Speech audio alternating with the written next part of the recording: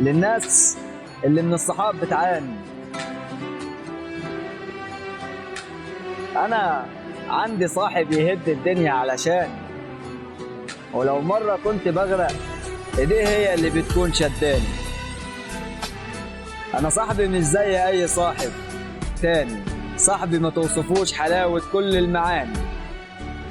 ولو كل الناس من الصحاب بتعاني فانا بحسد نفسي عليه، لان ده مش صاحب عادي، ده صديق العمر واخ ولدته الدنيا علشاني. كفاية عليا فرحة قلبي في السهرة معاه، وعن جمال الضحكة وياه، عن لما والله ما تحلى لو ما كانتش معاه.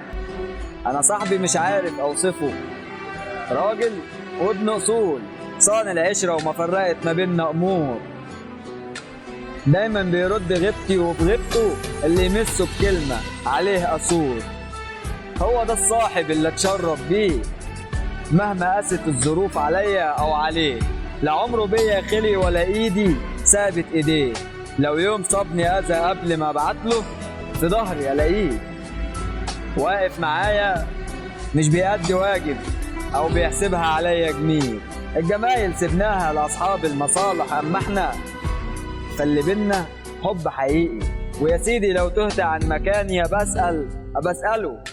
أبسأله عني، واحتمال عنده تلاقيني. هو ده الصاحب اللي اتشرف بيه، كتفه في كتفي دايما، ولو في وقت احتاجته يقول لي جنبك يا صاحب عمري.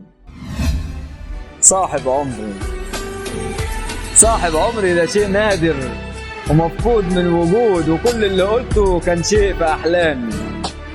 أصل من كتر الأذى من أصحابي بقيت بعاني، بقيت بحلم ألاقي اللي يستحق فعلا يكون الخليل. لو ضاقت بيا الدنيا عليه أنين، فحبيت أطمن نفسي في كلماتي وأدي لنفسي الأمل إني بكرة ألاقي صاحب عمري.